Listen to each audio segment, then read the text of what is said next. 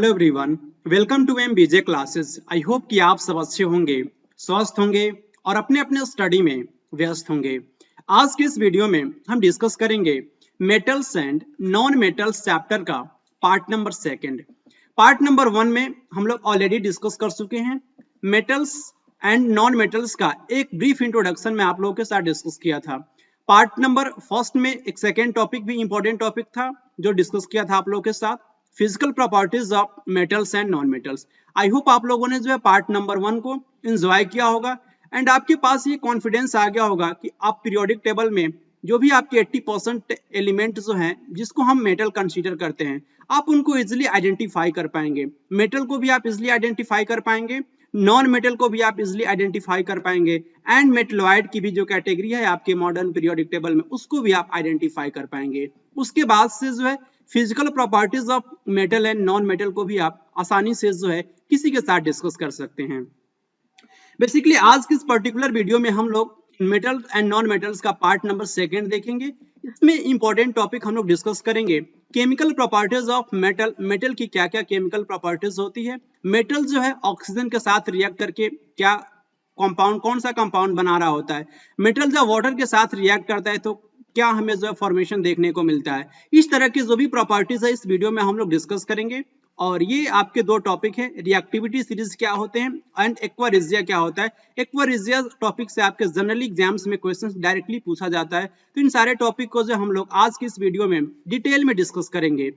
और ये जो टॉपिक है हम लोग डिफरेंट टीचिंग एग्जाम्स को टारगेट करके स्टडी कर रहे हैं। DT+B TGT natural science, KVS science TGT और सारे टीचिंग एग्जाम्स, जिस किसी भी टीचिंग एग्जाम्स में साइंस से क्वेश्चंस पूछे जा रहे हैं, साइंस से क्वेश्चंस पूछे जा रहे हैं, इट मींस साइंस अपने आप में जो है 3 पार्ट में डिवाइड होता है, फिजिक्स, केमिस्ट्री एंड बायोलॉजी। तो इसमें से जो केमिस्ट्री वाला पार्ट है, इसी केमिस्ट्री वाले पार्ट का एक इंपॉर्टेंट टॉपिक है आपका metals and non metals.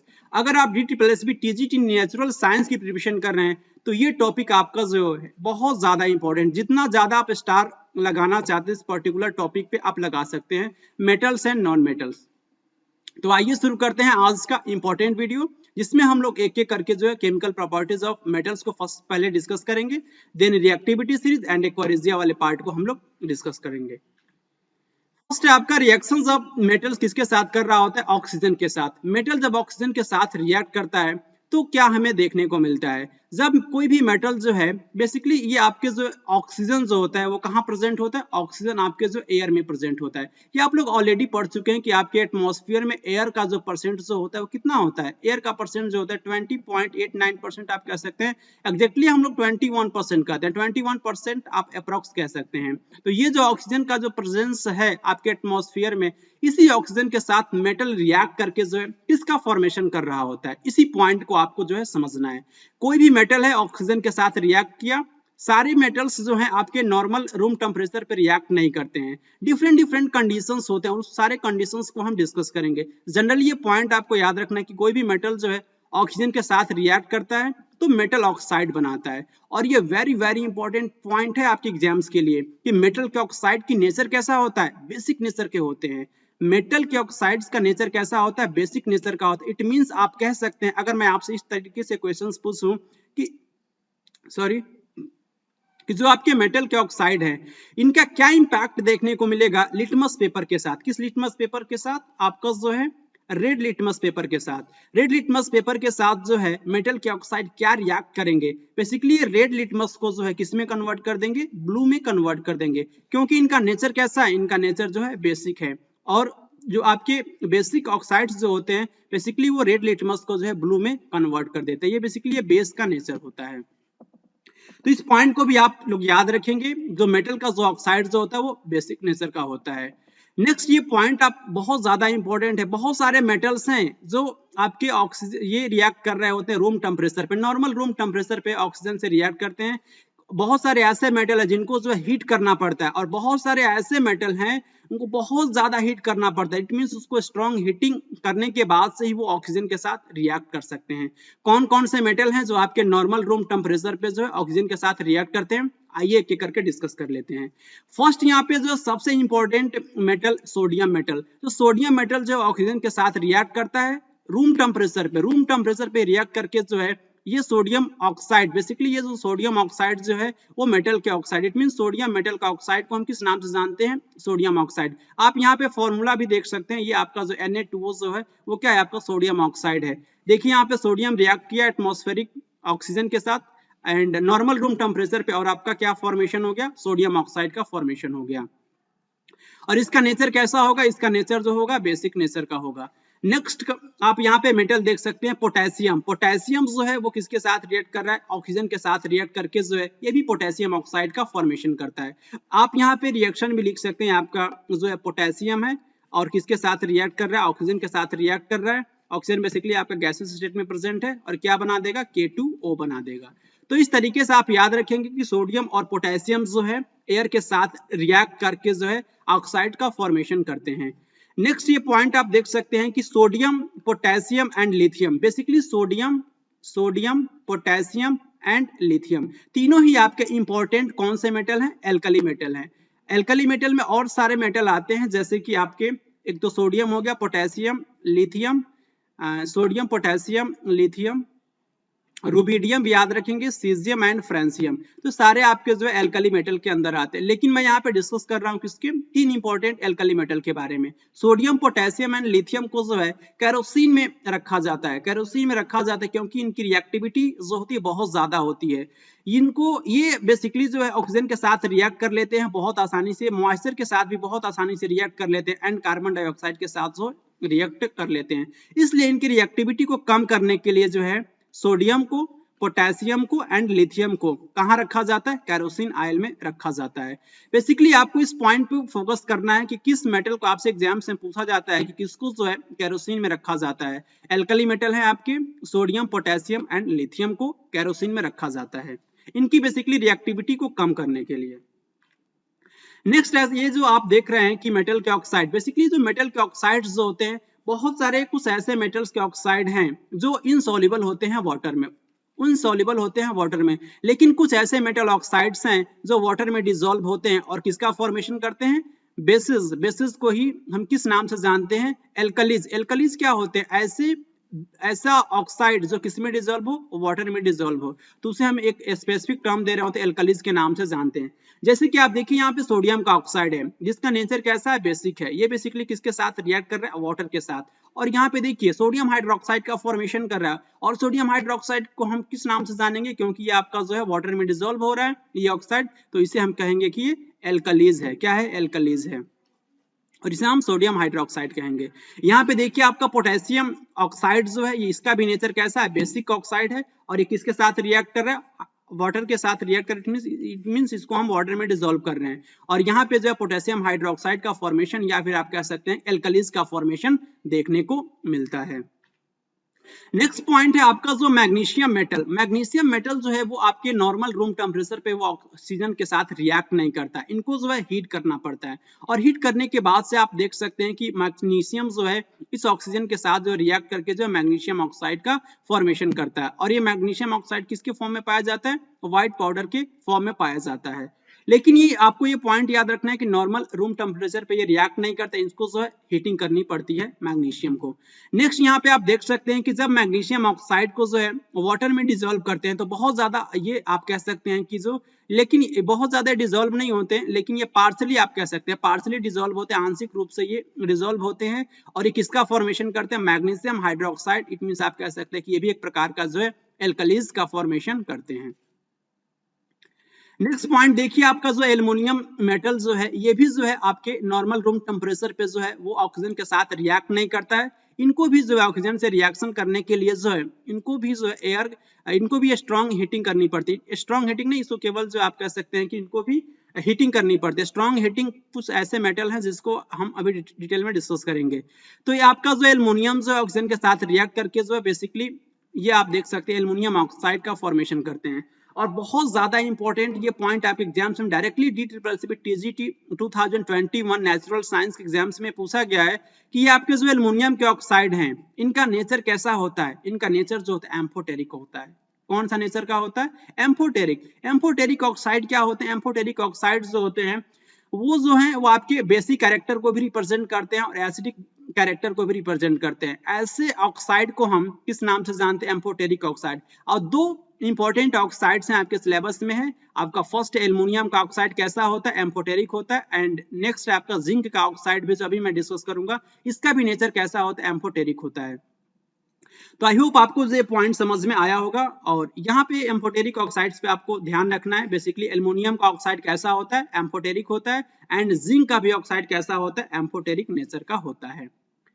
Next यहाँ पे देख सकते हैं कि जो बेसिकली एम्फोटेरिक ऑक्साइड जो होते हैं आपके एसिड्स के भी साथ रिएक्ट करते हैं, और ये बेसिस, इट मींस वो एसिड के भी साथ रिएक्ट कर सकते हैं और बेसिस के भी साथ रिएक्ट करके जनरली वो क्या बनाते हैं? सॉल्ट्स बनाते हैं और वाटर का फॉर्मेशन करते हैं। यहाँ पे आप थोड़ा सा आपको इस पॉइंट को समझना है, क्योंकि एल्युमिनियम का ऑक्साइड जो है वो एसिडिक नेचर को भी बिलोंग करता है और बेसिक नेचर को भी बिलोंग करता है। लेकिन ये इसका जो कंडीशन जो है वो चेंज हो जाता है जब ये आपका जो एसिड के साथ रिएक्ट करता है। इस केस में जो आपका एल्युमिनियम का ऑक्साइड का नेचर कैसा होगा?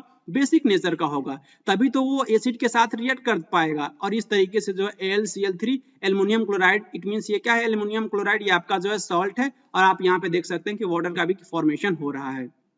नेक्स्ट पॉइंट को समझते हैं। इस केस में जो है आपका एल्युमिनियम किस तरीके से वर्क करेगा? इस केस में जो है एल्युमिनियम बेसिकली जो है रिएक्ट कर रहा है किसके साथ? बेस के साथ रिएक्ट कर रहा है। इट मींस यहाँ पे जो एल्युमिनियम जो है इसका नेचर कैसा होगा? किस तरीके से वो बिहेव करेगा? एसिडिक ऑक्साइड्स की तरह बिहेव करे, क्योंकि वो रिएक्ट किसके साथ कर रहा है? बेस के साथ रिएक्ट कर रहा है। और यहाँ पे आप देख सकते हैं कि सोडियम एल्यूमिनेट NaLO2 का फॉर्मेशन होता है, और यहाँ पे आपका जो है वाटर मॉलिक्यूल्स हमें ऑब्टेन होता है। इस तरीके से हमने ये समझा कि जो आपके एल्युमिनियम के ऑक्साइड जो होते हैं वो कभी जो है एसिडिक नेचर को बिहेव करते हैं और कभी जो है ये बेसिक ऑक्साइड्स की तरह बिहेव करते हैं। जब उनको जो है एसिड के साथ रिएक्ट करना होता है तो उस केस में जो है वो बेसिक ऑक्साइड्स की तरह बिहेव करते हैं। जब उनको जो है बेस के साथ रिएक्ट करना होता है तो इस केस में जो एल्युमिनियम जो है एसिडिक ऑक्साइड्स की तरह बिहेव करता है। नेक्स्ट पॉइंट आप यहाँ पे देख सकते हैं जिंक के ऑक्साइड। जिंक ऑक्साइड का नेचर कैसा होता है? बेसिकली ये जो जिंक के ऑक्साइड भी जो एम्फोटेरिक नेचर के होते हैं। इस केस में देखिए जिंक जो है किसके साथ रिएक्ट कर रहा है? एसिड के साथ रिएक्ट कर रहा है। सेम कंडीशंस जो जैसे कि अभी मैं डिस्कस किया हूँ एल्युमिनियम के ऑक्साइड्स Al2O3, उसी कंडीशंस को ये भी फॉलो करता है आपका जिंक ऑक्साइड। जिंक ऑक्साइड का नेचर कैसा है? आपका बेसिक नेचर का है। इट मींस ये जो इसको रिएक्ट किसके साथ ही करना है? एसिड के साथ रिएक्ट करना है। इट मींस इस केस में वो बेसिक ऑक्साइड के जैसे वो बिहेव करेगा। इसके फलस्वरूप हमें जो है जिंक क्लोराइड का फॉर्मेशन होता है, और जिंक क्लोराइड क्या है? आपका सॉल्ट है, और आपका वाटर मॉलिक्यूल का भी फॉर्मेशन हमें देखने को मिलता है। यहाँ पे देखिए जो जिंक जो है किसके साथ रिएक्ट कर रहा है? बेस के साथ रिएक्ट कर रहा है। इट मींस इस केस में जो है जिंक ऑक्साइड किस तरीके से बिहेव करेगा? एसिडिक ऑक्साइड की तरह बिहेव करेगा, और हमें जो है सोडियम जिंकेट Na2ZnO2 हमें ऑब्टेन होगा। एक प्रकार का जो है सॉल्ट है, और हमें वाटर मॉलिक्यूल्स का भी फॉर्मेशन देखने को मिलेगा। अब हम डिस्कस करेंगे जब मेटल जो है आपके वाटर के साथ रिएक्ट करते हैं तो कौन कौन से कंपाउंड्स हमें देखने को ऑब्टेन होते हैं। जब भी आपके मेटल्स वाटर के साथ नॉर्मली वाटर के साथ रिएक्ट करके जो है metal hydroxide and metal oxides and basically case में जो है हाइड्रोजन गैस रिलीज होती है। जब कभी भी मेटल्स रिएक्ट कर रहा होता है वाटर के साथ तो हमें हाइड्रोजन गैस जो है रिलीज देखने को मिलती है। लेकिन सारे मेटल्स जो होते हैं वाटर के साथ रिएक्ट नहीं करते हैं। कुछ ऐसे मेटल्स हैं जो कोल्ड वाटर के साथ रिएक्ट करते हैं, कुछ ऐसे मेटल्स हैं जो हॉट वाटर के साथ रिएक्ट करते हैं, और कुछ ऐसे मेटल है जो केवल स्टीम मींस इस केस में जो आपका वाटर जो उसमें गैसेस स्टेट में प्रेजेंट होता है, स्टीम के साथ कुछ ऐसे मेटल होते हैं वो रिएक्ट करते हैं। कुछ ऐसे भी मेटल है वो रिएक्ट ही नहीं करते हैं, इट इवन वो स्टीम के भी साथ रिएक्ट नहीं करते। तो आप इंपॉर्टेंट पॉइंट याद रख सकते हैं कि मेटल कुछ मेटल ऐसे होते हैं जो कोल्ड वाटर के साथ रिएक्ट करते हैं, कुछ हॉट वाटर के साथ, एंड कुछ स्टीम, इट मींस जब आपके वाटर जो है गैसेस स्टेट में प्रेजेंट होता है उस केस में ये रिएक्ट कर रहे होते हैं। इस केस में देखिए आपको इंपॉर्टेंट पॉइंट समझना है कि जब कोई मेटल रिएक्ट करता है आपका कोल्ड वाटर हो या फिर हॉट वाटर, उस केस में जो हमें मेटल के hydroxide and hydrogen gas obtain होता है। लेकिन जब आपका जो मेटल जो है स्टीम के साथ रिएक्ट कर रहा है उस केस में जो है हमें मेटल के oxides and hydrogen gas obtain होता है। इंपॉर्टेंट एग्जांपल्स के थ्रू हम समझ लेते हैं। ये आपका जो है पोटेशियम है, पोटेशियम किसके साथ रिएक्ट कर रहा है? कोल्ड वाटर के साथ रिएक्ट कर रहा है, तो हमें क्या ऑब्टेन हो रहा है? पोटेशियम हाइड्रोक्साइड ऑब्टेन होता है। Potassium hydroxide and hydrogen gas. Basically इस प्रोसेस में क्या होता है कि हीट भी रिलीज होते हैं। इट मींस आप कह सकते हैं अ टाइप ऑफ क्या है कि एक्सोथर्मिक रिएक्शन है, एक टाइप ऑफ एक्सोथर्मिक रिएक्शन होता है। जब कभी भी हम पोटेशियम को वाटर में डिसॉल्व करते हैं कोल्ड वाटर में, बेसिकली बहुत ज्यादा रिएक्टिव मेटल होता है पोटेशियम, एंड इवन आप यहाँ पे सोडियम भी देख सकते हैं, दोनों ही बहुत ज्यादा रिएक्टिव मेटल होते हैं। जब इनको वाटर में डिसॉल्व करते हैं तो यहाँ पे भी देख सकते हैं कि सोडियम हाइड्रोक्साइड का फॉर्मेशन होता है, हाइड्रोजन गैस रिलीज होती है, और ये आपका यहाँ पे भी जो है हीट बहुत लार्ज अमाउंट में रिलीज होती है। तो आप ये कह सकते हैं कि टाइप ऑफ एक्सोथर्मिक रिएक्शंस का एग्जांपल है दोनों ही मेटल को जब हम कोल्ड वाटर में डिसॉल्व करते हैं। तो यहाँ पे देख सकते हैं कि कैल्शियम, जो इसको भी वाटर में डिसॉल्व करने के बाद से हमें जो है calcium hydroxide and hydrogen gas, basically इस केस में जो है हमें हीट रिलीज देखने को नहीं मिलता है। ये बेसिकली जो कैल्शियम मेटल जो होता है, जब हम इसको वाटर में डिसॉल्व करते हैं तो बेसिकली ये फ्लोट करने लगता है, क्योंकि ये जो आपके हाइड्रोजन गैस क्या होते हैं कि आपके बबल्स जो ऑब्टेन होते हैं, हाइड्रोजन गैस बबल्स के रूप में फॉर्मेशन देखने को मिल रहा होता है। इस प्रोसेस में इसी हाइड्रोजन गैस के ऊपर आपका जो है कैल्शियम क्या करता है कि फ्लोट होने लगता है इस बबल के फॉर्मेशन से। बबल से आपको याद रखना है क्योंकि किसका बबल होता है, हाइड्रोजन गैस का बबल होता है। नेक्स्ट पॉइंट को डिस्कस कर लेते हैं। मैग्नीशियम मेटल भी जो है वो कोल्ड वाटर के साथ रिएक्ट नहीं करता है। मैग्नीशियम बेसिकली जो है हॉट वाटर के साथ रिएक्ट करता है, और magnesium hydroxide and hydrogen gas basically इस प्रोसेस में रिलीज होती है।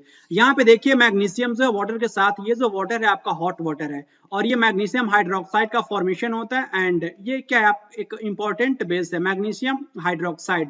बेसिकली इसे हम एंटी एसिड के रूप में यूज करते हैं मैग्नीशियम हाइड्रोक्साइड। यही आपका क्या होता है, मिल्क ऑफ मैग्नीशिया होता है, मिल्क ऑफ मैग्नीशिया होता है आपका मैग्नीशियम हाइड्रोक्साइड। हाइड्रोजन गैस भी रिलीज होती है इस प्रोसेस में। यहाँ पे बेसिकली इस पॉइंट को आपको समझना है कि मैग्नीशियम बेसिकली जो है किसके साथ और भी रिएक्ट कर सकता है, ये रिएक्ट कर रहा है यहाँ पे जो है स्टीम के साथ रिएक्ट कर रहा है। इट मींस जब कभी भी वाटर का स्टेट क्या दे रखा हो, वाटर का स्टेट जो अब आपका गैसेस स्टेट में प्रेजेंट है, इस केस में हम बेसिकली वाटर जो है एज ए स्टीम के रूप में रिएक्ट कर रहा होता है। इसमें आप ये देखिए जो आपका इस प्रोसेस में बेसिकली हमें जो है मैग्नीशियम ऑक्साइड का फॉर्मेशन देखने को मिलता है। इस बात को आपको अच्छे से समझना है कि जब मेटल जो होता है आपके हॉट वाटर या फिर कोल्ड वाटर के साथ रिएक्ट करता है, उस केस में जो हमें मैग्नीशियम या फिर जो है हाइड्रोक्साइड ऑब्टेन होता है। लेकिन जब ये कोई भी मेटल जो है जब आपके जो स्टीम के साथ रिएक्ट करता है, उस केस में जो है हमें क्या ऑब्टेन होता है, उस केस में जो है हमें ऑक्साइड ऑब्टेन होते हैं। उस केस में जो हमें मेटल के ऑक्साइड्स ऑब्टेन होते हैं। आप यहाँ पे एग्जांपल्स के थ्रू समझ भी सकते हैं। मैग्नीशियम जब वाटर के साथ रिएक्ट किया हॉट वाटर के साथ, तो आप मैग्नीशियम हाइड्रोक्साइड का फॉर्मेशन देख रहे हैं। इट मींस मेटल के हाइड्रोक्साइड का फॉर्मेशन हो रहा है।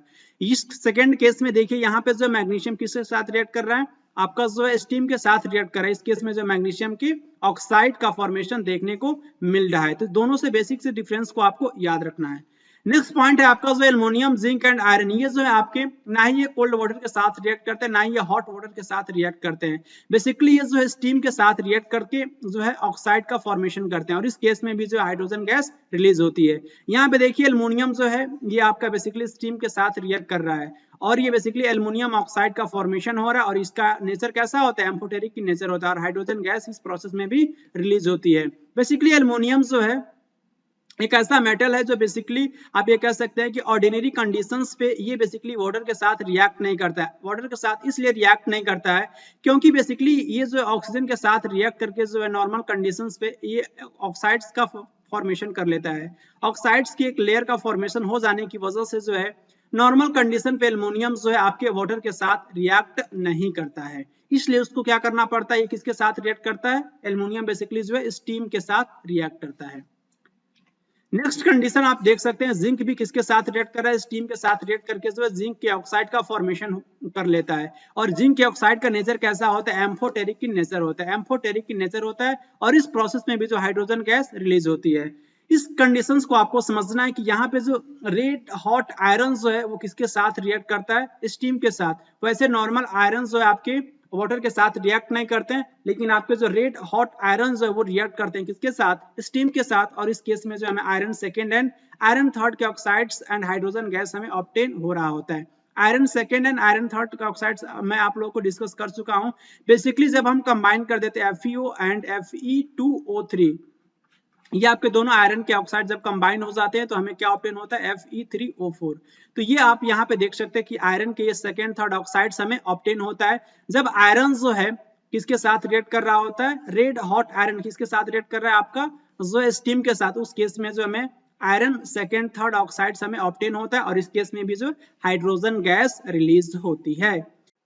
मेटल्स के नेक्स्ट केमिकल प्रॉपर्टीज को डिस्कस करेंगे जब मेटल्स डाइल्यूट एसिड्स के साथ रिएक्ट करता है। इस केस में हमें कौन कौन सी कंडीशंस ऑब्जर्व होती है उसको हम लोग डिटेल में स्टडी कर लेते हैं। कोई भी मेटल्स होता है जब डाइल्यूट एसिड्स के साथ रिएक्ट कर रहा होता है, उस केस में जो है बेसिकली डाइल्यूट एसिड्स में जो हाइड्रोजन प्रेजेंट होता है उसको ये डिस्प्लेस करता है। लेकिन आपके 3 इंपॉर्टेंट मेटल हैं जिनकी रिएक्टिविटी जो होती है वो हाइड्रोजन से लो होती है। हम लोग डिटेल में स्टडी करेंगे जब हम लोग डिस्कस करेंगे रिएक्टिविटी सीरीज। बेसिकली आपके जो कॉपर मेटल हो गया, सिल्वर एंड गोल्ड, ये तीनों मेटल आपके जो है हाइड्रोजन को डिस्प्लेस नहीं करते हैं डाइल्यूट एसिड से। यहाँ पे ये सिंपल सा इक्वेशन आपको याद रखना है कि जब कोई भी मेटल डाइल्यूट एसिड के साथ रिएक्ट करता है, सारे मेटल्स तो आपके रिएक्ट ही नहीं करते, लेकिन जो मेटल आपके डाइल्यूट एसिड के साथ रिएक्ट करता है उस केस में जो हमें मेटल का सॉल्ट ऑब्टेन होता है और हाइड्रोजन गैस रिलीज होती है इस बी प्रोसेस में। यहाँ पे इंपॉर्टेंट लाइन है कि all the metals do not react with the dilute acids. ये इंपॉर्टेंट पॉइंट्स को आपको याद रखना है। यहाँ पे कुछ एग्जांपल्स के थ्रू हम सारी इन पॉइंट्स को क्लियर करेंगे। सोडियम मेटल्स जो होता है बहुत ही खतरनाक तरीके से जो है ये डाइल्यूट हाइड्रोक्लोरिक एसिड के साथ रिएक्ट करता है और जो है अपने सॉल्ट का फॉर्मेशन, या आप यहाँ पे देखिए सोडियम क्लोराइड का फॉर्मेशन हमें देखने को मिलता है। सोडियम जब रिएक्ट किया हाइड्रोक्लोरिक एसिड, ये आपका डाइल्यूट है, it means aqueous, it means आपका जो है वाटर क्या है कि डिजोल्व है। यहाँ पे हमें सॉल्ट ऑब्टेन हुआ, sodium chloride and hydrogen gas हमें इस प्रोसेस में रिलीज देखने को मिल रहा होता है। नेक्स्ट एग्जांपल्स आप यहाँ पे देखिए, जो मैग्नीशियम है बेसिकली जो है ये थोड़ा बहुत तेजी के साथ जो है वो डाइल्यूट हाइड्रोक्लोरिक एसिड के साथ रिएक्ट करता है और मैग्नीशियम क्लोराइड मींस सॉल्ट का formation and hydrogen gas release हमें देखने को मिल रहा होता है। मैग्नीशियम गैस, ये देखिए इक्वेशन आपको बेसिकली जो आप खुद से आप इक्वेशंस जो आप लिख पाएंगे जब आपके पास एक कॉन्सेप्ट की क्लियरिटी होगी। जो मैग्नीशियम जो है डाइल्यूट हाइड्रोक्लोरिक एसिड के साथ रिएक्ट कर रहा होता है और इस केस में जो बेसिकली वो सॉल्ट का फॉर्मेशन करता है और हाइड्रोजन गैस रिलीज होती है। तो ये तो नॉर्मल सा इक्वेशन हो गया और बाद में ये जो आप यहाँ पे देख रहे हैं 2 देख रहे हैं और यहाँ पे जो H2 देख रहे हैं, बेसिकली ये तो आपका जो है केमिकल इक्वेशन को बैलेंस करने वाला प्रोसेस होगा। ये तो आपके एग्जाम्स में पूछा नहीं जाएगा इस टाइप के क्वेश्चंस। जनरली आपको जो कॉन्सेप्ट की क्लियरिटी होनी चाहिए, जब ये आपका magnesium metal dilute hydrochloric acid के साथ जब रिएक्ट करता है तो किसका फॉर्मेशन हमें देखने को मिलता है। मैग्नीशियम क्लोराइड एक इंपॉर्टेंट सॉल्ट है और यहाँ पे हाइड्रोजन गैस रिलीज हो रहा होता है। नेक्स्ट मेटल के केस हम देख लेते हैं। आपका एल्युमिनियम के केस में ये भी जो है बहुत तेजी के साथ डाइल्यूट हाइड्रोक्लोरिक एसिड के साथ रिएक्ट करता है और इस केस में भी जो एल्युमिनियम क्लोराइड का फॉर्मेशन, इट मींस आप यहाँ पे देख सकते हैं हमें सॉल्ट का फॉर्मेशन देखने को मिल रहा होता है और हाइड्रोजन गैस रिलीज होती है इस प्रोसेस में भी। एल्युमिनियम रिएक्ट किया डाइल्यूट हाइड्रोक्लोरिक एसिड के साथ, किसका फॉर्मेशन देखने को मिला, एल्युमिनियम क्लोराइड एक इंपॉर्टेंट सॉल्ट हुआ और ये हाइड्रोजन गैस रिलीज हुई। नेक्स्ट मेटल है आपका जिंक। जिंक के केस में हम लोग डिस्कस कर लेते हैं। जिंक बेसिकली जो है डाइल्यूट हाइड्रोक्लोरिक एसिड के साथ जब ये रिएक्ट करता है तो जिंक क्लोराइड का फॉर्मेशन हमें देखने को मिलता है और हाइड्रोजन गैस इस प्रोसेस में भी रिलीज होती है। जिंक ने रिएक्ट किया डाइल्यूट हाइड्रोक्लोरिक एसिड के साथ, हमें क्या ऑब्टेन हुआ, जिंक क्लोराइड, एक इंपॉर्टेंट सॉल्ट है और हाइड्रोजन गैस रिलीज हुआ। नेक्स्ट आप देख सकते हैं कि आपका आयरन जो है वो बहुत धीरे धीरे जो है रिएक्ट करता है किस कोल्ड डाइल्यूट हाइड्रोक्लोरिक एसिड के साथ और हमें आयरन सेकेंड क्लोराइड ऑब्टेन होता है। और आयरन सेकेंड क्लोराइड क्या है मैं आप लोग को डिस्कस कर चुका हूं। बेसिकली जो आपके आयरन जब ये आपका 2 ऑक्सीडेशन स्टेट में प्रेजेंट होता है उस केस में हम क्या बोलते हैं, उस केस में हम बोल रहे होते हैं iron second plus 2 oxidation state में जब आयरन प्रेजेंट होता है। तो आप यहाँ पे जो फेरस, इसे हम बेसिकली फेरस बोलते हैं। जब आयरन जब आपका सेकेंड ऑक्सीडेशन स्टेट में प्रेजेंट होता है उसे हम फेरस बोलते हैं। जब आयरन जो आपका 3 ऑक्सीडेशन स्टेट में प्रेजेंट होता है उस केस में हम फेरिक बोलते हैं। तो हमें क्या ऑब्टेन होता है, ये आपका फेरस जो है डाइल्यूट हाइड्रोक्लोरिक एसिड के साथ रिएक्ट किया, हमें ऑब्टेन क्या हुआ, हमें ऑब्टेन हुआ ferrous chloride and hydrogen gas इस प्रोसेस में भी रिलीज होती है। तो आपके इंपॉर्टेंट एग्जांपल्स है। अब यहाँ पे देख सकते हैं कि कॉपर जो है वो डाइल्यूट हाइड्रोक्लोरिक एसिड के साथ रिएक्ट ही नहीं करता है। क्यों नहीं रिएक्ट करता है मैं हम लोग डिटेल में डिस्कस करेंगे रिएक्टिविटी सीरीज में। आप यहाँ पे देखिए डायरेक्टली आपको यही याद रखना है कि कॉपर जो है डाइल्यूट हाइड्रोक्लोरिक एसिड के साथ रिएक्ट नहीं करता है। सिल्वर हो गया, गोल्ड हो गया, ये भी जो है आपके डाइल्यूट हाइड्रोक्लोरिक एसिड के साथ या डाइल्यूट एसिड्स के साथ ये रिएक्ट नहीं करते हैं। बेसिकली आप यहाँ पे देख सकते हैं कॉपर जो है इवन वो डाइल्यूट हाइड्रोक्लोरिक एसिड के भी साथ रिएक्ट नहीं करता है और डाइल्यूट सल्फ्यूरिक एसिड के भी साथ वो रिएक्ट नहीं करता है। तो इंपॉर्टेंट पॉइंट्स आपको याद रखना है। नेक्स्ट यहाँ पे हम डिस्कस करेंगे आपके जो भी इंपॉर्टेंट मेटल्स हैं किसके साथ रिएक्ट कर रहे हैं, डाइल्यूट सल्फ्यूरिक एसिड के साथ। तो हमें जो है इसके मेटल के सल्फेट हमें बेसिकली जो है हमें ऑब्टेन होता है। इट मींस ये भी क्या एक प्रकार का सॉल्ट ही ऑब्टेन हो रहा है, यहाँ पे भी जो हमें सॉल्ट ही ऑब्टेन हो रहा है। तो बेसिकली कुछ एग्जांपल्स हैं, एग्जांपल्स को मैं केवल रीड कर दे रहा हूँ जिससे आपको जो है समझने में थोड़ी सी भी प्रॉब्लम ना हो। यहाँ पे देखिए, यहाँ पे जो है सोडियम जो किसके साथ, डाइल्यूट सल्फ्यूरिक एसिड के साथ रिएक्ट किया, सोडियम सल्फेट का फॉर्मेशन हुआ, और सोडियम सल्फेट क्या है आपका जो है सॉल्ट है। और यहाँ पे देखिए हाइड्रोजन गैस यहाँ पे भी रिलीज हुई, यहाँ पे भी मैग्नीशियम जो है रिएक्ट किया डाइल्यूट सल्फ्यूरिक एसिड के साथ, यहाँ पे भी मैग्नीशियम सल्फेट हमें ऑब्टेन हुआ एंड हाइड्रोजन गैस रिलीज हुई। बहुत इजी इक्वेशन होता है, इस इक्वेशन को आपको बेसिकली जो है इस एक इंपॉर्टेंट पॉइंट में आपको याद रखना है कि जब मेटल जो है आपके सल्फ्यूरिक एसिड के साथ, डाइल्यूट सल्फ्यूरिक एसिड के साथ रिएक्ट करता है तो बेसिकली जो हमें मेटल के सल्फेट्स ऑब्टेन होते हैं और हाइड्रोजन गैस। बस यही इंपॉर्टेंट पॉइंट है, बाकी तो सारा जो भी रिएक्शन है आप खुद से लिख लेंगे। यहाँ पे देखिए एल्युमिनियम के केस में क्या होता है कि एल्युमिनियम के केस में आपका जो है सल्फ्यूरिक एसिड के साथ रिएक्ट करके जो एल्युमिनियम के सल्फेट हमें ऑब्टेन होता है और हाइड्रोजन गैस रिलीज होती है। यहाँ पे देखिए जिंक जो ये भी रिएक्ट कर रहा है किसके साथ, डाइल्यूट सल्फ्यूरिक एसिड के साथ, यहाँ पे भी जिंक सल्फेट ऑब्टेन हो रहा है और ये सारे के सारे क्या आपके सॉल्ट हैं। जिंक सल्फेट जो भी आप देख रहे हैं सारे सल्फेट्स क्या होते हैं आपके सॉल्ट्स होते हैं, मेटल के सल्फेट आपके सॉल्ट्स होते हैं। और यहाँ पे हाइड्रोजन गैस यहाँ पे भी रिलीज होती है। यहाँ पे देखिए आयरन जो है डाइल्यूट सल्फ्यूरिक एसिड के साथ रिएक्ट कर रहा है और हमें जो है फेरस सल्फेट, और इस केस में हमें आयरन सेकंड, इट मींस यहाँ पे आयरन जो है किस स्टेट में प्रेजेंट है, सेकंड ऑक्सीडेशन स्टेट में प्रेजेंट है और हाइड्रोजन गैस रिलीज हो रही है। यहाँ पे जो बेसिकली आपका कॉपर जो है आपका रिएक्ट ही नहीं करता डाइल्यूट सल्फ्यूरिक एसिड के साथ। ये इंपॉर्टेंट पॉइंट को आपको याद रखना है। नेक्स्ट इंपॉर्टेंट पॉइंट है आपका जब डाइल्यूट नाइट्रिक एसिड के साथ अगर कोई मेटल रिएक्ट करता है, नॉर्मली जो हाइड्रोजन गैस इवॉल्व देखने को नहीं मिलता है। ये इंपॉर्टेंट लाइन है, आप याद रखेंगे, लेकिन इसके कुछ एक्सेप्शंस है। कुछ एक्सेप्शंस में जो आपके जब मैग्नीज Mn एंड मैग्नीशियम जब ये डाइल्यूट नाइट्रिक एसिड के साथ रिएक्ट करते हैं उस केस में जो हाइड्रोजन गैस इवॉल्व होती है। ये हाइड्रोजन गैस इवॉल्व क्यों नहीं होती है, क्योंकि ये जो आपका जो नाइट्रिक एसिड जो है बेसिकली स्ट्रॉन्ग ऑक्सीडाइजिंग एजेंट की तरह वर्क करता है।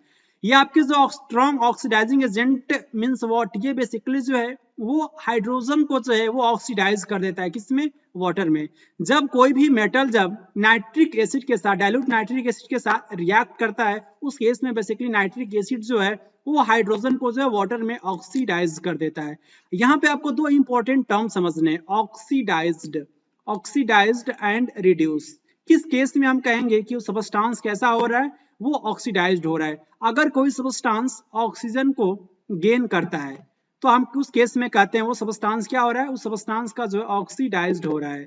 और किस केस में हम रिड्यूस्ड कहते हैं, जब वो ऑक्सीजन को लूज कर रहा है, it means loss of oxygen.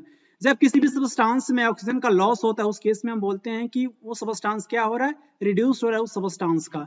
यहाँ पे आप इंपॉर्टेंट एग्जांपल्स के थ्रू समझेंगे। बेसिकली नाइट्रिक एसिड जो है वो हाइड्रोजन को जो है ऑक्सीडाइज करने का काम करता है। इट मींस ये अब हाइड्रोजन जो है वो क्या हो रहा है कि ऑक्सीडाइज्ड हो रहा है। उसको कौन कर रहा है, वो आपका जो है नाइट्रिक एसिड कर रहा है। तो नाइट्रिक एसिड ऑक्सीडाइज करने वाला एजेंट हुआ ना, इट मींस उसे कहेंगे ऑक्सीडाइजिंग एजेंट। हो कौन रहा है, आपका हाइड्रोजन हो रहा है। और ये बेसिकली हाइड्रोजन हो रहा है इसलिए क्योंकि यहाँ पे जो आपका ये नाइट्रिक एसिड जो है HNO3 जो है वो क्या कर रहा है, अपने ऑक्सीजन को जो है वो हाइड्रोजन को दे रहा है। तो हाइड्रोजन जो है वाटर में कन्वर्ट हो रहा है इस केस में। बेसिकली यहाँ पे हाइड्रोजन जो है वाटर को ऑब्जर्व कर, वाटर को जो एक्सेप्ट कर रहा है, इट मींस वो तो ऑक्सीडाइज हो रहा है। वो क्या हो रहा है कि वो ऑक्सीडाइज हो रहा है। लेकिन यहाँ पे जो है इंपॉर्टेंट पॉइंट है, नाइट्रिक एसिड क्या हो रहा है, अपने खुद तो रिड्यूस हो रहा है ना, क्योंकि वो तो उसके अंदर से जो है ऑक्सीजन का क्या हो रहा है कि लॉस हो रहा है। अगर कोई सबस्टांस के अंदर से ऑक्सीजन का अगर लॉस होता है उस केस में वो सबस्टांस क्या होता है, रिड्यूस्ड हो रहा होता है। आई होप आपको जो है समझ में आया होगा कि नाइट्रिक एसिड किस तरीके से जो है स्ट्रॉन्ग ऑक्सीडाइजिंग एजेंट की तरह वर्क करता है और खुद जो है अपने आप जो रिड्यूस्ड होता है। तो डिफरेंट टाइप्स के जो है ये नाइट्रोजन के ऑक्साइड्स में कन्वर्ट हो जाता है। आप यहाँ पे देख सकते हैं N2O die nitrogen monoxide and NO nitrogen monoxide and nitrogen dioxide NO2 का फॉर्मेशन होता है। बेसिकली आप ये जो देख रहे हैं, जो भी डिफरेंट टाइप्स के जो ऑक्साइड्स देख रहे हैं वो किस पे डिपेंड करता है, ये डिपेंड करता है कि कौन सा मेटल जो है डाइल्यूट नाइट्रिक एसिड के साथ रिएक्ट कर रहा है, उस पे भी ये डिपेंड करता है। और टेम्परेचर पे भी डिपेंड करता है कि उस रिएक्शन का टेम्परेचर क्या है और कंसंट्रेशन क्या है आपका डाइल्यूट नाइट्रिक एसिड का। तो इन सारे कंडीशंस पे ये जो आपके ऑक्साइड्स का फॉर्मेशन होता है उसकी एक आपका जो स्पेसिफिक कंडीशंस होती है। डिफरेंट कंडीशंस आप यहाँ पे देख ही रहे हैं, उसके बेस पे जो है आपके ऑक्साइड्स जो है ऑब्टेन होते हैं। नेक्स्ट यहाँ पे देखिए, यहाँ पे बेसिकली जो आपका मैग्नीशियम जो है वो डाइल्यूट नाइट्रिक एसिड के साथ रिएक्ट करता है और मैग्नीशियम नाइट्रेट MgNO3 का whole twice and hydrogen gas का फॉर्मेशन हो रहा होता है इस केस में। तो एक्सेप्शंस तो मेटल्स है, नॉन मेटल्स में पूरे भरे पड़े हैं, आपको तो एक्सेप्शन से ही एग्जाम्स में क्वेश्चंस पूछे जाते हैं। यहाँ पे देखिए मैग्नीज के केस में ये भी क्या हो रहा है कि डाइल्यूट नाइट्रिक एसिड के साथ रिएक्ट कर रहा है और मैंगनीज नाइट्रेट का फॉर्मेशन देखने को मिलता है और हाइड्रोजन गैस यहाँ पे भी रिलीज हो रही है। यहाँ पे देखिए मैंगनीज Mn एंड ये आपका नाइट्रिक एसिड और ये आपका मैंगनीज नाइट्रेट और ये आपका हाइड्रोजन गैस रिलीज हो रहा है। तो इंपॉर्टेंट एक्सेप्शंस है, मैग्नीशियम एंड मैंगनीज बेसिकली जो है डाइल्यूट नाइट्रिक एसिड के साथ रिएक्ट करते हैं। नेक्स्ट इंपॉर्टेंट टॉपिक को डिस्कस करेंगे एक्वा रेजिया। एक्वा रेजिया बहुत ज्यादा इंपॉर्टेंट है, यहाँ से आपके एग्जाम्स में डायरेक्टली क्वेश्चन पूछा जाता है। एक्वा रेजिया को बेसिकली हम रॉयल वाटर के भी नाम से जानते हैं। ये 2 टाइप्स के एसिड्स का ये मिक्सचर होता है, concentrated hydrochloric acid and concentrated nitric acid. जब ये दोनों ही एसिड 3:1 के रेशियो में कंबाइन होते हैं तो एक्वा रेजिया का फॉर्मेशन होता है। इसका रेशियो आपके एग्जाम से पूछा जाता है कि HCl एंड HNO3 का रेशियो क्या होता है एक्वा रेजिया में, 3:1 होता है। इस रेशियो को आप कैसे याद रखेंगे, बहुत ही सिंपल है, थोड़ा सा आपको जो ट्रिक यहाँ पे यूज करना है। HCl में कितने आपके जो है वर्ड है, यहाँ पे देख पा रहे होंगे कि अल्फाबेटिकल यहाँ पे 3 वर्ड है, इसलिए जो है आप याद रख सकते हैं कि एक्वा रेजिया में जो हाइड्रोक्लोरिक एसिड का जो रेशियो जो होता है वो 3 होता है और बचा आपका कौन सा एसिड है, नाइट्रिक एसिड, जिसका रेशियो क्या होता है 1 होता है। आई होप आपको जो है समझ में आया होगा कि इसका एक्वा रेजिया में जो hydrochloric acid and nitric acid का रेशियो क्या होता है। यहाँ से आप एग्जाम्स में डायरेक्टली क्वेश्चंस पूछा जाता है। यहाँ पे नेक्स्ट आप कॉन्सेप्ट देख सकते हैं कि एक्वा रेजिया एक प्रकार का जो हाईली कोरोसिव फ्यूमिंग लिक्विड्स होता है। It means corrosive means what, ये बेसिकली जो है कोरोजन को कॉज करता है मेटल के ऊपर। और ये कोरोजन क्या इंपॉर्टेंट ये प्रोसेस होता है, बेसिकली इसमें कोरोजन के प्रोसेस में जो है मेटल का जो आपका जो सरफेस जो होता है वो आपका क्षय होना स्टार्ट हो जाता है, डिटेरियोरेट होना स्टार्ट हो जाता है, उसका सरफेस जो है बर्बाद होना स्टार्ट हो जाता है। जैसे कि इंपॉर्टेंट एग्जांपल्स कोरोजन का होता है आपका रस्टिंग ऑफ आयरन, लोहे में जंग लगना। तो बेसिकली ये जो है आपका कोरोजन को कॉज करता है एक्वा रेजिया। एक्वा रेजिया जो है सारे मेटल्स को डिसॉल्व कर सकता है। फॉर एग्जांपल्स आप यहाँ पे देखिए, ये गोल्ड को और प्लैटिनम मेटल्स दोनों को क्या कर सकता है कि ये डिसॉल्व कर सकता है अपने अंदर एक्वा रेजिया। यहाँ पे इंपॉर्टेंट पॉइंट्स ये आपको याद रखना है कि जब हम बात करते हैं, केवल मान लीजिए कि मैं आपसे कहूं हाइड्रोक्लोरिक एसिड, क्या हाइड्रोक्लोरिक एसिड गोल्ड को डिसॉल्व करेगा? नहीं डिसॉल्व कर पाएगा। क्या नाइट्रिक एसिड अकेले जो है ये गोल्ड को या प्लेटिनम को डिसॉल्व कर पाएगा? नहीं डिसॉल्व कर पाएगा। लेकिन जब इन दोनों को जब हम 3:1 के रेशियो में मिक्स करते हैं hydrochloric acid and nitric acid को, तब ये क्या कर सकता है, ये गोल्ड को भी डिसॉल्व कर सकता है और प्लेटिनम को भी डिसॉल्व कर सकता है। तो ये इंपॉर्टेंट कॉन्सेप्ट है एक्वा रेजिया से रिलेटेड। आई होप आपको जो है समझ में आया होगा। नेक्स्ट इंपॉर्टेंट टॉपिक है आपका रिएक्टिविटी सीरीज। जो भी आपके मेटल्स के बेस पे, बेसिकली मेटल के रिएक्टिविटी के बेस पे कुछ ऐसे मेटल्स जो होते हैं बहुत ज्यादा रिएक्टिव होते हैं, जैसे कि आपका पोटेशियम, सोडियम, ये जो एयर के कांटेक्ट में आते हैं या फिर वाटर के कांटेक्ट में आते हैं, फटाक से जो है ये रिएक्ट कर लेते हैं। आप ये देख रहे होंगे कि लैब में आपने देखा होगा कि सोडियम एंड पोटेशियम दोनों को जो है केरोसिन ऑयल में रखा जाता है, केरोसिन में बेसिकली रखा जाता है। इसलिए रखा जाता है क्योंकि बहुत ज्यादा रिएक्टिव होते हैं, ये एयर के साथ फटाक से रिएक्ट कर लेते हैं, वाटर के भी साथ थोड़ा सा भी मॉइस्चर मिलेगा ये रिएक्ट कर लेंगे। ये जो है आपके कार्बन डाइऑक्साइड के साथ जो आपके एटमॉस्फेयर में प्रेजेंट उसके साथ भी रिएक्ट कर लेते हैं। It means sodium and potassium की रिएक्टिविटी बहुत ज्यादा होती है। ये जो आपका एक सीक्वेंस बनकर के तैयार होता है जिसमें हम मेटल्स को जो है रिएक्टिविटी के बेस पे अरेंज करते हैं और उसी को हम किस नाम से जानते हैं, रिएक्टिविटी सीरीज के नाम से जानते हैं। तो बेसिकली रिएक्टिविटी सीरीज में बेसिकली आपको एक जो है सीक्वेंस याद रखना है। ये हाइड्रोजन से ऊपर के मेटल, हाइड्रोजन के ऊपर जो भी मेटल्स दिख रहे हैं इसकी रिएक्टिविटी जो हाइड्रोजन से ज्यादा है। इस सीक्वेंस को मैं थोड़ा सा रीड कर दे रहा हूं जहां से आपके एग्जाम्स में क्वेश्चंस भी पूछे जाते हैं और आपको बेसिकली सीक्वेंस को लर्न करना है क्योंकि यहाँ से क्वेश्चंस बनते हैं आपके एग्जाम्स में। पोटेशियम देखिए सबसे मोस्ट रिएक्टिव है, then sodium, then calcium, then magnesium and then aluminium and then zinc and then ferrous और आयरन कह सकते हैं एंड देन लेड और प्लम्बम। ओके, एंड हाइड्रोजन से जो लेस रिएक्टिव जो आपके मेटल हैं कौन कौन से, कॉपर, मरकरी एंड आपका एजी क्या होता है, अर्जेंटम सिल्वर है आपका, एयू क्या है, एरम आपका गोल्ड है। तो ये आपके हाइड्रोजन से लेस्ट रिएक्टिव ये आपके क्या है कि मेटल है। आई होप आपको जो है रिएक्टिविटी सीरीज का बेसिक कॉन्सेप्ट समझ में आया होगा और आपको जो सीक्वेंस को याद रखना है। इस सीक्वेंस का क्या यूज है मैं अभी एग्जांपल्स के थ्रू आपको समझा रहा हूं। यहाँ पे देखिए जो आपका मोर रिएक्टिव मेटल्स जो होता है ना, जैसे कि आप यहाँ पे देखिए ये जो है आपका पोटेशियम है, सोडियम है, कैल्शियम है, मैग्नीशियम है या एल्युमिनियम है। तो जो भी आपके इससे जो लिस्ट रिएक्टिव मेटल कौन कौन से, जैसे कि फेरस हो गया, लेड हो गया, तो इन सबों की जो रिएक्टिविटी जो है वो सोडियम पोटेशियम से कम है।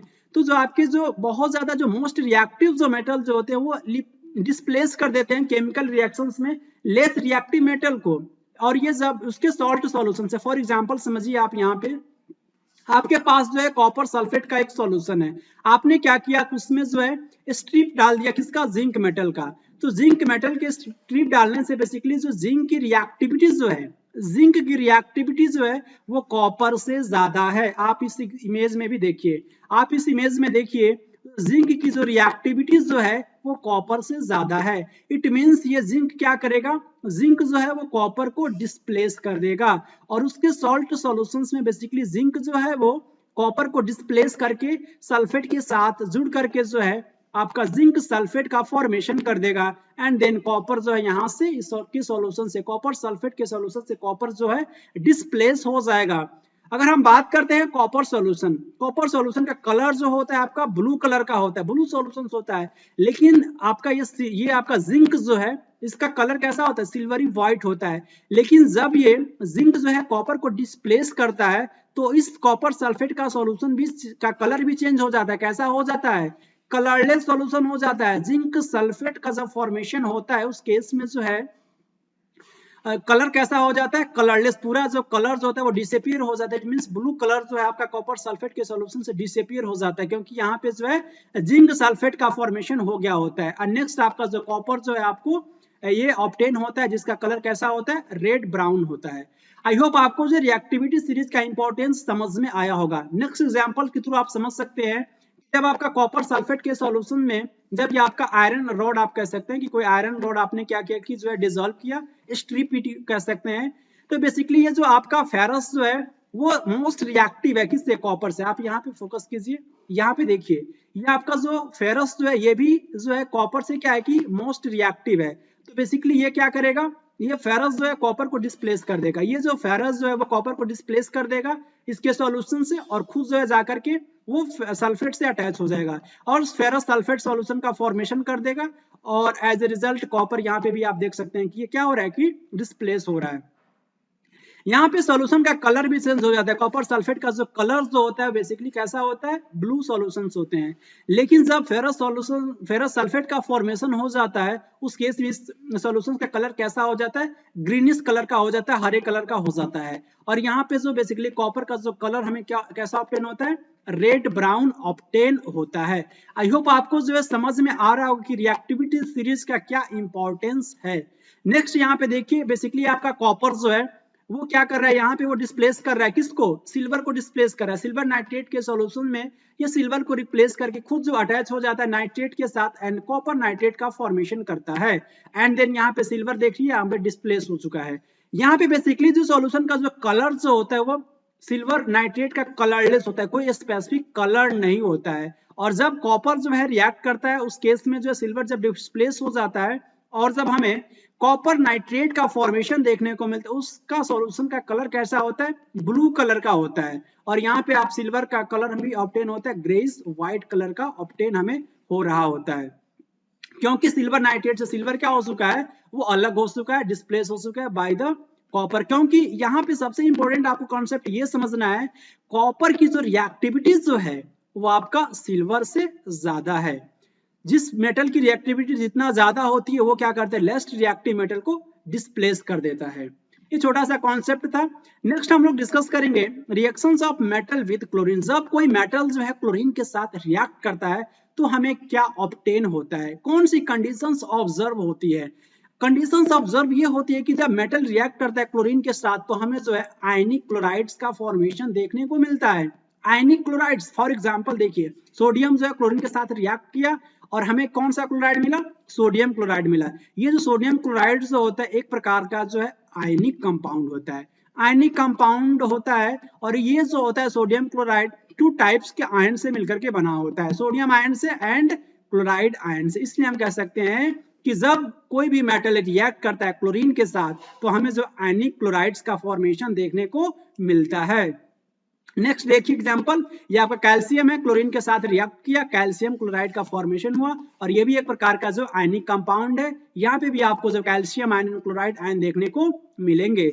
जब मैग्नीशियम आयन रिएक्ट करता है किसके साथ, क्लोरीन के साथ, क्लोरीन गैस के साथ, तो यहाँ पे आपको जो ऑब्टेन होता है मैग्नीशियम क्लोराइड और ये भी एक प्रकार का जो है आयनिक कंपाउंड होता है। आई होप आपको समझ में आ रहा होगा कि मेटल जब क्लोरीन के साथ रिएक्ट करता है तो कैसे जो है आयनिक क्लोराइड्स का फॉर्मेशन हमें देखने को मिलता है। नेक्स्ट देखिए यहाँ पे जो एल्युमिनियम जो है ये बेसिकली क्लोरीन के साथ रिएक्ट करता है। जब इसको हम हीट करते हैं तो हमें भी जो यहाँ पे भी एल्युमिनियम का क्लोराइड देखने को मिलता है। ये देखिए यहाँ पे एल्युमिनियम रिएक्ट किया क्लोरीन के साथ, AlCl3, ये बेसिकली क्या एल्युमिनियम क्लोराइड है। नेक्स्ट देखिए यहाँ पे जिंक जो है वो डायरेक्टली कंबाइन करता है क्लोरीन के साथ और जिंक क्लोराइड का फॉर्मेशन करता है। वेरी सिंपल है, बस केवल आपको यही याद रखना है कि कोई भी जब मेटल जो है क्लोरीन के साथ रिएक्ट करता है तो हमें जो है आयनिक क्लोराइड का फॉर्मेशन देखने को मिलता है। यहाँ पे जिंक रिएक्ट किया क्लोरीन के साथ, जिंक क्लोराइड का फॉर्मेशन हमें देखने को मिल रहा है। यहाँ पे देखिए यहाँ पे बेसिकली आयरन जो होता है क्लोरीन के साथ कंबाइन तो करता है लेकिन हीट करने के बाद कंबाइन करता है और हमें जो आयरन थर्ड या फिर फेरिक क्लोराइड का फॉर्मेशन देखने को मिलता है। यहाँ पे देखिए आयरन क्लोरीन के साथ कंबाइन किया और FeCl3 फेरिक क्लोराइड का फॉर्मेशन या फिर आयरन थर्ड का फॉर्मेशन हमें देखने को मिलता है। ये भी एक प्रकार का जो आयनिक क्लोराइड है, आयनिक कंपाउंड है। नेक्स्ट है आपका जो है जब हम कॉपर को जब हम बेसिकली क्लोरीन के साथ रिएक्ट करता है, कब रिएक्ट करेगा, कॉपर को हीट करने के बाद से ये बेसिकली रिएक्ट करता है क्लोरीन के साथ। और copper second chloride, it means what, copper second means cupric chloride, it means copper जो है यहाँ पे 2 ऑक्सीडेशन स्टेट में क्या है कि प्रेजेंट है। यहाँ पे देखिए कॉपर क्लोरीन के साथ रिएक्ट किया, हमें जो है CuCl2 क्यूप्रिक क्लोराइड हमें ऑब्टेन हुआ। नेक्स्ट आपका जो है लास्ट प्रॉपर्टीज है मेटल्स की केमिकल प्रॉपर्टीज में, जब कोई भी मेटल्स जब हाइड्रोजन के साथ रिएक्ट करता है, बहुत सारे metal, most of the metals do not combine with hydrogen, बहुत सारे मेटल्स जो होते हैं वो हाइड्रोजन के साथ कंबाइन नहीं करते हैं। कुछ ही मेटल्स हैं लाइक आपके सोडियम, पोटेशियम, कैल्शियम, मैग्नीशियम, ये हाइड्रोजन के साथ रिएक्ट करते हैं और क्या बनाते हैं, मेटल के हाइड्राइड्स बनाते हैं। मेटल हाइड्राइड्स एक प्रकार का जो आयनिक कंपाउंड्स होता है जिसमें आपका जो इलेक्ट्रॉन्स का ट्रांसफर होता है, किसका, मेटल के द्वारा जो इलेक्ट्रॉन का ट्रांसफर होता है किसके पास, जो है हाइड्रोजन एटम्स के पास। यहाँ पे देख सकते हैं कि मेटल हाइड्राइड्स में जो आपका हाइड्रोजन जो होता है वो आपकी पॉजिटिव फॉर्म में प्रेजेंट होता है, सॉरी ये आपका निगेटिव फॉर्म में जो हाइड्राइड आयन में ये प्रेजेंट होता है H निगेटिव, और आपका मेटल जो होगा वो आपका पॉजिटिव फॉर्म में ये प्रेजेंट होता है, पॉजिटिव इट मींस कैटायन में ये प्रेजेंट होता है मेटल हाइड्राइड के केस में। आप यहाँ पे एग्जांपल्स के थ्रू समझ सकते हैं। यहाँ पे देखिए यहाँ पे सोडियम जो है वो कंबाइन किया, इट मींस हाइड्रोजन गैस को पास कराया जाता है किसके ऊपर, ओवर हीटेड सोडियम के ऊपर। तो बेसिकली आपको जो सोडियम हाइड्राइड ऑब्टेन हो रहा है, यहाँ पे 2 सोडियम जो है कंबाइन किया हाइड्रोजन के गैस के साथ और हमें जो है सोडियम के हाइड्राइड हमें ऑब्टेन हुआ। और इस केस में सोडियम का हाइड्राइड में आपका जो सोडियम जो है वो positive ion, it means cation के रूप में वर्क करेगा और यहाँ पे जो hydride ion H negative it means anion के रूप में ये आपका ये हाइड्रोजन जो है वर्क करता है। यहाँ पे देखिए यहाँ पे जो बेसिकली कैल्शियम जो है, कैल्शियम पे जो है हाइड्रोजन गैस पास करवाया जाता है, उस केस में जो हमें कैल्शियम के हाइड्राइड ऑब्टेन होते हैं। नेक्स्ट देखिए यहाँ पे जो है हाइड्रोजन गैस किसके ऊपर पास कराया जा रहा है, मैग्नीशियम के ऊपर पास कराया जा रहा है। देन हमें जो है मैग्नीशियम का हाइड्राइड MgS2 का फॉर्मेशन देखने को मिल रहा है। यहाँ पे जो आपके कुछ मेटल्स जो होते हैं like zinc, copper and iron, ये क्या करते हैं कि हाइड्रोजन के साथ ये कंबाइन नहीं करते हैं, डू नॉट रिएक्ट, ये हाइड्रोजन के साथ कंबाइन नहीं करते, इट मींस ये हाइड्राइड्स का फॉर्मेशन नहीं करते हैं, जिंक, कॉपर एंड आयरन। इसी के साथ मेटल्स एंड नॉन मेटल्स का पार्ट नंबर 2 कंप्लीट होता है और हम लोग डिटेल में डिस्कस किए हैं। यहाँ पे जो भी टॉपिक मेंशन है chemical properties of metal and reactivity series and aqua regia. I hope आपको जो इस चैप्टर के जो भी बेसिक कॉन्सेप्ट पार्ट नंबर 1 में मैं डिस्कस किया था वो भी समझ में आया होगा एंड पार्ट नंबर 2 भी आपको अच्छे से समझ में आया होगा। जब आप सीक्वेंस बना करके देखेंगे, पार्ट नंबर 1 को पहले देखेंगे, उसके बाद से पार्ट नंबर 2 को अगर आप देखोगे, इस सीक्वेंस में अगर आप वीडियो को देखेंगे तो आप इस चैप्टर के सारे क्वेश्चंस, जितने भी टफ क्वेश्चंस आपके एग्जाम में पूछे जाएंगे इस चैप्टर से रिलेटेड, उनको आप इजिली सॉल्व कर पाएंगे। तो इसी के साथ मैं इस वीडियो को यहीं पे पॉज करता हूं। मिलेंगे आपसे नेक्स्ट वीडियो में, तब तक के लिए खुश रहें, प्रसन्न रहें। Thank you very much.